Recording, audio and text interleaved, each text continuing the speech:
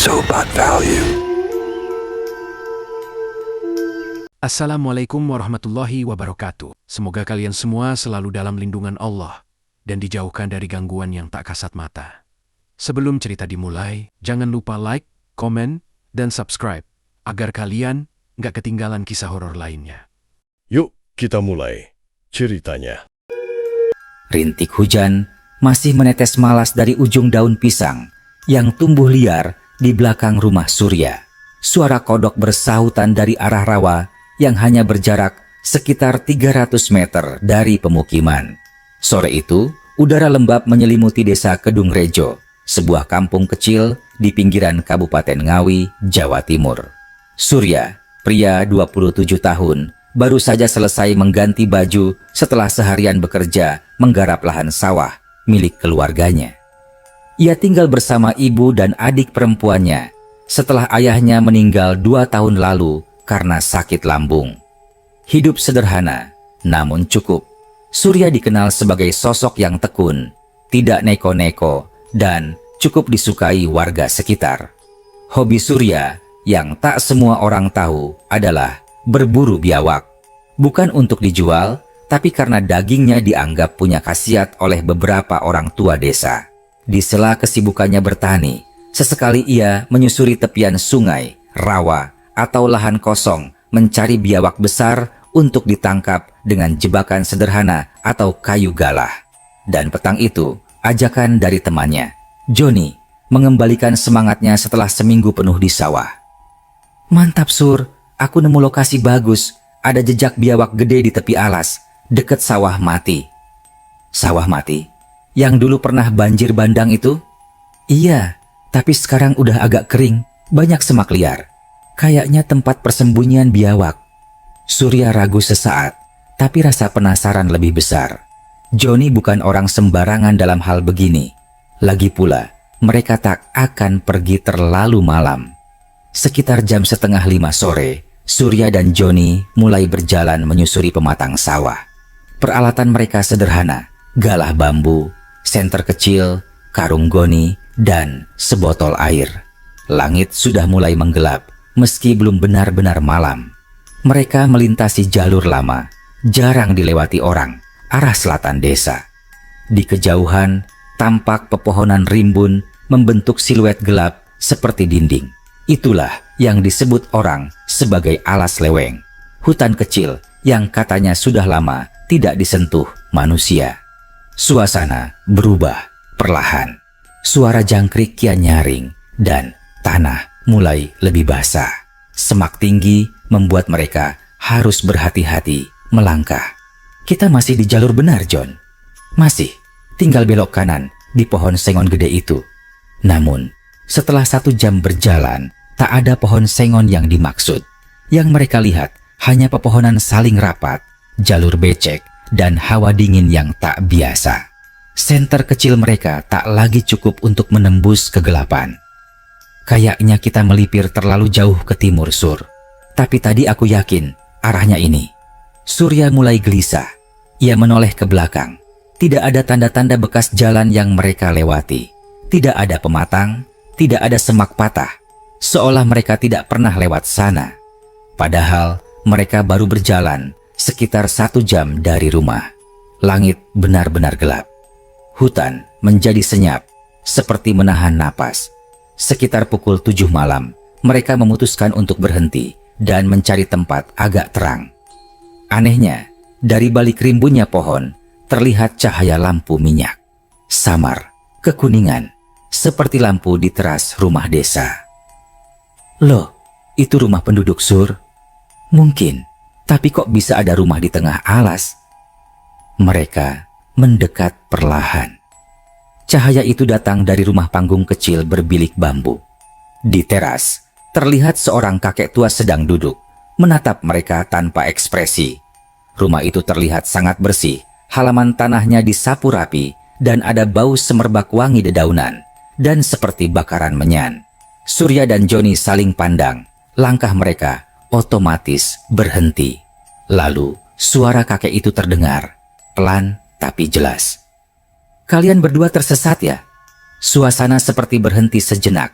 Angin pun seperti menahan hembusnya. Surya menelan ludah. Ia mencoba bersikap sopan. "Iya, Kek. Maaf, kami dari Kedung Rejo niatnya cari biawak di pinggir rawa. Tapi malah nyasar." Kakek itu hanya mengangguk pelan.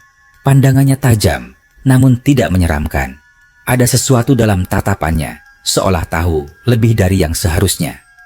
"Kalian sedang masuk ke tanah lama. Tidak semua orang bisa sampai ke sini." Johnny tampak mulai pucat. Surya, walau tegang, mencoba tetap tenang.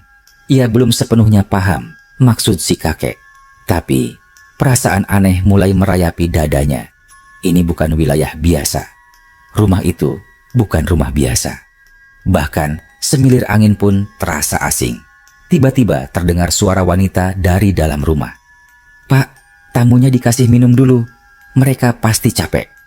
Seorang perempuan muda muncul. Ia mengenakan kebaya sederhana. Wajahnya bersih, senyumnya tulus. Tapi ada sesuatu yang membuat Surya bergidik. Tatapan matanya. Tenang, terlalu tenang. Suasana malam itu begitu asing, seolah waktu melambat di sekitar rumah panggung tua yang kini mereka singgahi. Surya dan Johnny duduk di bangku bambu, menerima segelas air hangat dari si perempuan muda. Airnya sedikit berbau rempah, mungkin daun serai dan jahe, namun terasa sangat menenangkan di kerongkongan yang kering. "Terima kasih, Mbak," ucap Johnny sopan, walau masih tampak gelisah. "Sini bukan kampung biasa, Nak, tapi kalian beruntung bisa sampai sini," kata si kakek, menatap mereka dari balik asap dupa yang mengepul dari wadah tanah liat. Surya mengerutkan kening. Johnny menunduk. Suasana semakin hening saat terdengar suara kentongan bertalu-talu dari kejauhan, pelan, lambat, seirama detak jantung. Tidak ada yang berkomentar soal suara itu, seolah hal tersebut biasa di sini. Setelah berbasa-basi, kakek itu akhirnya memberi tempat mereka bermalam di gubuk kecil belakang rumah. Sederhana, hanya beralaskan tikar pandan, namun bersih dan hangat. "Besok pagi-pagi sekali, kalian pulang saja lewat arah matahari terbit. Jangan kelamaan di sini," ucap sang kakek pelan sebelum pamit masuk ke rumah. Malam semakin larut. Di dalam gubuk, Johnny tampak gelisah. Ia berbisik lirih. "Sur, perasaanmu gimana?" "Aneh, tapi nggak takut. Kayak tempat ini udah lama banget nggak dijamah manusia, tapi tetap hidup." Johnny mengangguk, tapi tetap tampak waspada. Sesekali mereka mendengar suara nyanyian tembang Jawa yang sangat pelan, samar seperti dari balik kabut, entah dari mana datangnya. Dan suara kentongan itu masih terdengar tiap 1 jam sekali. Meski banyak keanehan, malam itu mereka akhirnya tertidur karena lelah. Keesokan harinya, Surya terbangun saat cahaya jingga menembus sela dinding bambu. Udara pagi terasa sangat segar. Ia bangun dan mengintip keluar gubuk. Yang dilihatnya membuat napasnya tercekat. Kampung.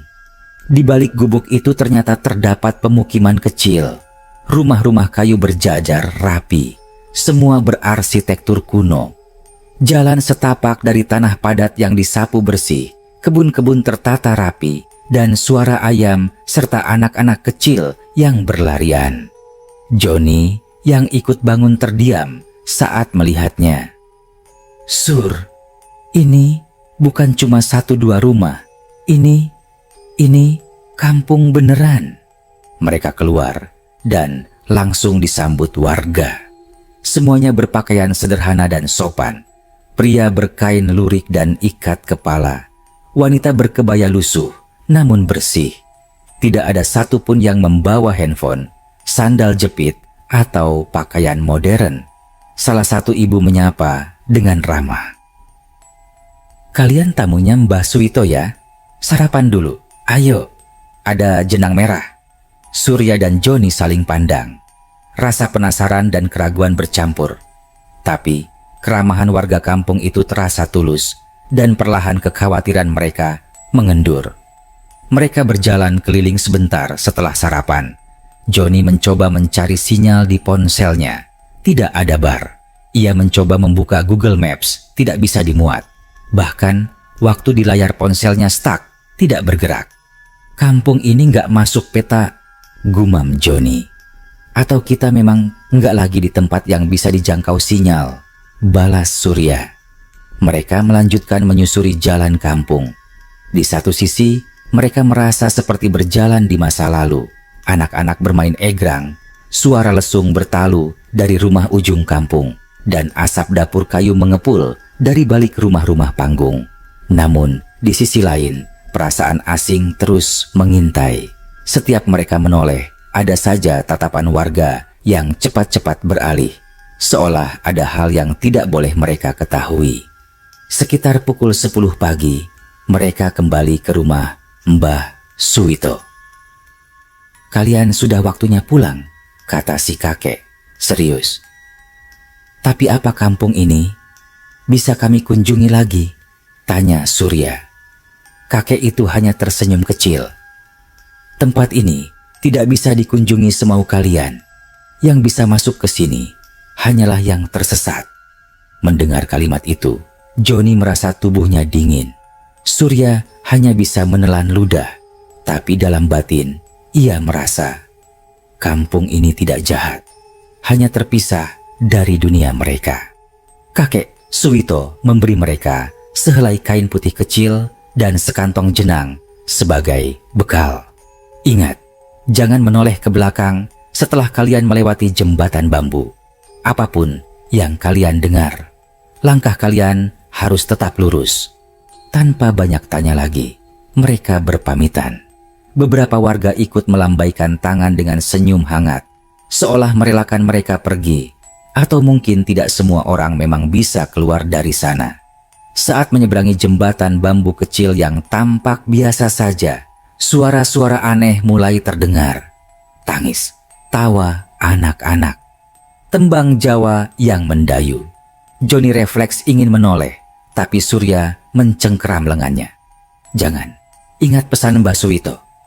Mereka berjalan cepat, tak memedulikan suara apapun di belakang. Saat langkah terakhir mereka menginjak tanah di seberang jembatan, semua suara hilang. Matahari terasa lebih panas, udara lebih kering, dan saat mereka menoleh ke belakang, tak ada apa-apa.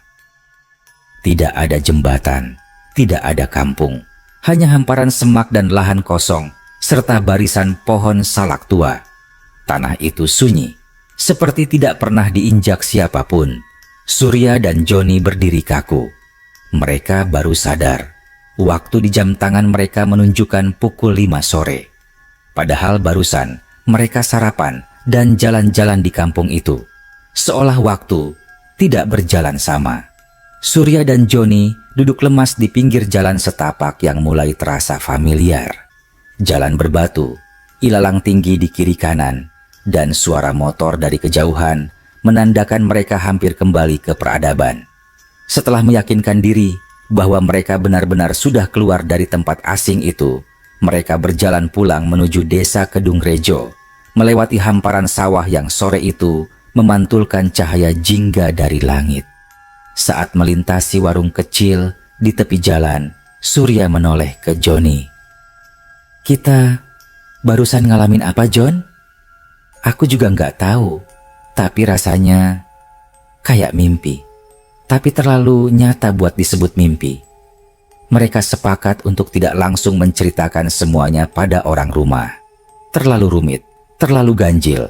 Surya hanya bilang bahwa mereka sempat nyasar di rawa dan baru bisa menemukan jalan pulang sore hari. Ibu Surya sempat khawatir, tapi lega anaknya pulang dengan selamat. Namun malam itu, Surya tidak bisa tidur. Wajah ramah warga kampung itu, aroma jenang merah, suara kentongan, semuanya terus terbayang.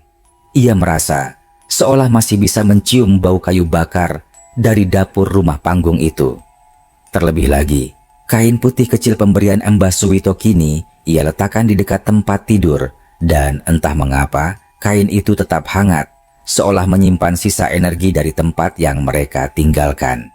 Keesokan harinya, Surya mendatangi Pak Lurah, Pak Bambang, yang dikenal cukup tua dan menyimpan banyak cerita lama tentang desa. "Pak, saya mau tanya soal daerah rawa di selatan Sawah Mati. Dulu pernah ada kampung di situ?" tanya Surya sambil menyeduh teh. Pak Lurah mengerutkan dahi. Ia menatap kosong sejenak sebelum menjawab. Kalau kamu nyebut rawa dekat Sawah Mati, iya, dulu memang ada kampung kecil, namanya Kampung Wonolaras. Tapi itu cerita lama, Sur. Kampung itu udah nggak ada sejak aku masih kecil. Surya menahan napas. Ia dan Joni saling pandang. "Kenapa bisa hilang, Pak?" tanya Joni pelan. Tahun 85 ada banjir besar. Kali Telu meluap karena hujan seminggu penuh. Kampung Wonolaras yang letaknya lebih rendah tenggelam. Banyak warga yang pindah ke sini. Sebagian hilang, nggak ketemu sampai sekarang. Surya gemetar. "Warga yang hilang, ada yang ditemukan lagi?" Pak Bambang menggeleng. "Ada yang katanya muncul di desa lain, tapi banyak juga yang seperti hilang di telan tanah. Sejak itu, daerah sana nggak ditempati lagi. Warga juga ogah ke sana, soalnya tempatnya kerasa beda." "Kerasa beda gimana, Pak?" desak Joni. "Ada yang bilang masih suka dengar suara lesung, suara kentongan, atau lihat asap dapur dari kejauhan. Tapi pas didatangi, kosong. Sawah Mati itu dulu bagian dari Kampung Wonolaras, tapi sekarang ya tinggal tanah basah." Surya menelan ludah. Apa yang mereka alami bukan hanya kejadian aneh, tapi mungkin peninggalan dari masa yang tertelan waktu. Hari itu, mereka memutuskan untuk mendatangi Mbah Taryo, salah satu sesepuh desa yang juga dikenal punya pengetahuan tentang tempat-tempat angker di wilayah mereka. Surya membawa kain putih kecil dari Mbah Suwito dan menunjukkannya. Mbah Taryo menatap kain itu lama, lalu beliau menarik napas panjang. "Kalian berdua sudah menyeberang." "Nyebrang apa, Mbah?" tanya Surya. "Menyeberangi batas antara dunia ini dan dunia sana. Kampung Wonolaras tidak hilang, Sur. Masih ada, tapi tidak bisa terlihat oleh sembarang orang." Joni mengusap wajahnya. "Tapi kami disambut, dikasih makan, bahkan diajak ngobrol." Mbah Taryo mengangguk. "Kalian berdua dianggap tamu. Orang-orang di sana tidak jahat, tapi kalian tidak bisa pulang semaunya sendiri. Untung kalian bertemu dengan yang benar." Malam itu Surya merenung lama. Ia menatap langit yang tak berbintang. Angin sepoi menyentuh kulitnya dengan rasa yang asing. Tak ada rasa takut, yang ada justru rasa rindu. Kampung itu terasa nyata, hangat, seperti tempat yang terlupakan tapi menanti untuk diingat kembali. Pada malam Jumat Kliwon, Surya nekat pergi sendiri ke arah Sawah Mati. Ia berjalan kaki perlahan, membawa senter, galah kecil, dan kain putih itu di sakunya. Ia tidak memberitahu siapapun, bahkan ibunya pun tidak tahu. Dalam hati, ia tak ingin bertindak sembrono, tapi ada sesuatu yang menariknya untuk kembali. Udara malam itu berbeda, lebih dingin, lebih sunyi. Langkah Surya semakin lambat ketika mulai memasuki semak tinggi, tempat ia dan Joni dulu mulai kehilangan arah. Tapi kali ini, semuanya terasa lebih biasa. Tidak ada suara kentongan, tidak ada cahaya lampu minyak, bahkan kabut pun tak muncul. Ia terus melangkah, namun yang ia temui hanyalah semak liar, genangan kecil, dan jalur tanah yang becek. Setelah lebih dari 1 jam berjalan, Surya akhirnya duduk lelah di bawah pohon salam yang tumbuh miring. "Kampung itu nggak bisa dicari ya?" gumamnya lirih. Ia menghela napas panjang, lalu menatap langit. Bintang-bintang bertaburan. Tidak seperti saat ia tersesat waktu itu. Dan saat itulah ia sadar, Wonolaras bukan tempat untuk dicari, tapi untuk ditemukan. Beberapa hari setelahnya, Surya mencoba berbincang lagi dengan Mbah Taryo, membawa kain putih itu. "Mbah, saya nyoba ke sana lagi, tapi nggak bisa nemu jalan yang dulu." "Sudah saya bilang, Sur, tanah itu tidak bisa dikunjungi seperti mengunjungi kampung biasa. Kalau kamu berniat, justru tidak bisa. Surya termenung. Tapi kenapa rasanya aku harus ke sana lagi? Mungkin hatimu belum selesai. Selesai apa, Mbah? Orang-orang di sana sudah hilang dari dunia ini, tapi tidak sepenuhnya hilang. Mereka ada, karena masih ada yang mengingat, masih ada yang terhubung. Kata-kata itu menggantung di kepala Surya berhari-hari. Namun pada suatu malam, sesuatu terjadi. Sekitar pukul 2 dini hari, Surya terbangun karena mendengar suara ketukan kayu dari luar rumah. 3 kali, pelan, berat, seolah mengetuk pohon tua. Ia bangkit dengan jantung berdetak cepat. Ia membuka jendela kamar dan menatap keluar. Gelap, tapi samar-samar dari kejauhan arah ladang belakang terlihat cahaya kekuningan, redup dan tenang, seperti lampu minyak dari kampung itu. Surya tidak keluar malam itu. Ia hanya berdiri di balik tirai dan menatap cahaya itu padam perlahan. Namun ia tahu satu hal, tempat itu belum benar-benar menutup pintu untuknya. Keesokan harinya, ia memutuskan pergi ke rumah Johnny. John, aku rasa tempat itu nyari kita, tapi bukan untuk dijelajahi, lebih ke diingat. Apa maksudmu? Kampung itu bukan tempat mati. Mereka cuma tersembunyi dari dunia kita. Tapi selama masih ada yang ingat, mereka tetap hidup. Johnny menatapnya lama. Kamu masih pengen balik? Enggak, tapi aku pengen ngerti. Apa maksud semua ini? Hari-hari Surya tak lagi seperti biasa. Ia bangun pagi, membantu ibunya di sawah, lalu sore harinya diam-diam menyusuri jalur menuju balai desa lama. Sebuah bangunan semi permanen yang sudah jarang dipakai, menyimpan tumpukan arsip dan berkas-berkas tua dari zaman sebelum era digital.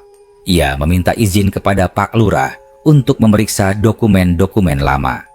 Berbekal sebotol air dan buku catatan kecil, Surya mulai menelusuri nama-nama kampung yang pernah ada di sekitar Kedung Rejo, termasuk kampung yang dulu tenggelam oleh banjir besar, Wonolaras. Lembar demi lembar kertas tua ia baca. Tercatat bahwa kampung Wonolaras pernah memiliki sekitar 36 kepala keluarga, mayoritas petani, perajin, dan pedagang kecil. Pusat kampung terletak di dekat pertemuan 2 aliran air kecil, Kali Telu dan Sungai Ngrembel. Catatan paling baru bertanggal tahun 1985, 1 bulan sebelum kejadian banjir bandang. Yang menarik perhatian Surya adalah 1 lembar laporan desa yang disimpan dalam map berwarna coklat tua berjudul Permohonan Pindah Wilayah Pemakaman Umum Wonolaras. Karena pemakaman berada terlalu dekat dengan pemukiman warga dan mengganggu perluasan sawah produktif, beberapa warga sepakat memindahkan lokasi pemakaman ke tanah kosong di utara kampung. Namun, terjadi penolakan dari pihak-pihak yang masih menghormati tradisi lama. Surya mengerutkan kening. Ia lalu mencatat 1 nama yang muncul berulang. Suwito, kepala rukun kampung saat itu. Mbah Suwito. Nama itu sama persis dengan kakek tua yang menyambut mereka di malam tersesat itu. Ia merasa bulu kuduknya meremang pelan. Bukan karena takut, tapi karena potongan-potongan kisah mulai menyatu seperti teka-teki yang sudah lama menunggu disusun kembali. Keesokan harinya, Surya mendatangi rumah Mbah Wagini, perempuan sepuh yang dikenal sebagai satu-satunya warga Kedung Rejo yang berasal dari Wonolaras sebelum pindah ke desa ini di tahun 86.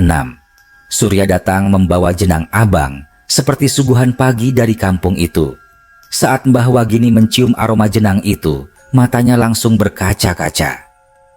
Wangi jenang kayak gini cuma diolah sama Bu Marni, tapi Bu Marni udah hilang waktu banjir. Surya menahan napas. Ia menatap mata Mbah Wagini, perlahan mengeluarkan kain putih kecil dari sakunya. Wajah Mbah Wagini pucat. Ini serbet alas cangkir teh, ciri khas Wonolaras. Benangnya putih dengan motif bunga cengkeh. Loh, kamu dapat ini dari mana, Nak? Surya tak bisa lagi menyimpan semuanya. Ia ceritakan dengan pelan, perlahan, tentang malam saat ia dan Joni nyasar ke kampung itu. Rumah panggung yang bersih, warga ramah, dan Mbah Suwito yang menyambut mereka dengan saran untuk tidak menoleh saat pulang. Mbah Wagini menangis. Kamu bertemu dengan orang-orang yang sudah hilang, orang-orang yang jasadnya tidak ditemukan saat banjir, orang-orang yang ditinggalkan ketika tempat kelahirannya tenggelam, dan mereka tidak sempat berpamitan. Kampung itu masih ada, Mbah. Mungkin bukan secara raga, tapi secara rasa. Wonolaras menjadi semacam lemah netepi, tempat persinggahan jiwa-jiwa yang masih ingin diingat, ingin berpamitan, ingin diterima. Surya baru benar-benar memahami semuanya malam itu. Wonolaras bukan sekadar kampung yang tenggelam. Ia adalah cerminan dari bagaimana tempat bisa hidup selama masih ada yang mengingatnya. Kampung itu tidak mengutuk, tidak menjerat, tidak membalas dendam. Ia hanya menunggu agar sejarahnya tidak lenyap, agar ada yang tahu bahwa mereka pernah hidup, pernah tertawa, dan pernah membuat jenang di pagi hari. Malamnya, Surya duduk di beranda rumah, membuka buku catatannya, lalu menuliskan satu kalimat. Wonolaras tidak hilang, ia hanya mencari orang-orang yang mau mendengarkan. Esoknya, ia dan Joni duduk di pinggir sawah. Langit cerah, angin mengibaskan rambut mereka pelan. Sur, menurutmu, kita bakal bisa ke sana lagi? Entah, tapi kalau iya, bukan karena kita nyari, tapi karena kita dibutuhin. Kamu nyesel? Sama sekali enggak. Aku juga enggak. Walau masih bingung, kenapa kita yang kepilih? Surya tersenyum. Mungkin karena kita enggak bawa niat buruk. Kita cuma dua orang biasa yang lagi nyari biawak dan malah nemu sesuatu yang lebih penting. Beberapa bulan telah berlalu sejak malam di mana Surya dan Joni tanpa sengaja menapakkan kaki ke kampung yang tak tercatat di peta. Kehidupan kembali berjalan seperti biasa. Sawah tetap ditanami padi. Musim kemarau datang membawa panas yang malas, dan suara azan dari langgar kecil di ujung desa kembali menjadi penanda waktu. Namun ada yang berubah dalam diri Surya. Ia tak lagi hanya sekadar petani muda biasa. Ia mulai dikenal warga sebagai anak yang pernah nyasar ke kampung hilang, meski hanya segelintir orang yang benar-benar percaya. Ia tidak menceritakan semuanya ke sembarang orang, hanya kepada mereka yang memang siap mendengar, seperti Pak Lurah, Mbah Taryo, dan Mbah Wagini. Beberapa kali, ia dan Joni kembali ke daerah rawa itu. Bukan untuk mencari biawak, bukan pula untuk memaksakan pertemuan lagi, tapi hanya duduk diam, membawa jenang atau bunga, menaburkannya di tanah kering bekas sawah mati, dan berterima kasih. Mereka mulai memperlakukan tempat itu seperti tanah ziarah. Wonolaras memang hilang dari peta, tapi nggak dari hati. Ucap Surya suatu sore sambil menaburkan bunga kantil di antara rumput liar. Suatu malam, menjelang musim panen, Surya bermimpi. Ia berdiri di jalan tanah berbatu. Di depannya, matahari pagi menyinari halaman rumah panggung yang begitu familiar. Wajah-wajah ramah tersenyum kepadanya. Di teras rumah itu berdiri Mbah Suwito, mengenakan kain lurik dan ikat kepala. Memandangnya sambil membawa serbet putih kecil yang dulu pernah diberikannya. Terima kasih, Nak. Orang-orang di sini sudah bisa melanjutkan. Di belakang Mbah Suwito terlihat perempuan muda berkebaya yang pernah menyuguhkan jenang hangat itu.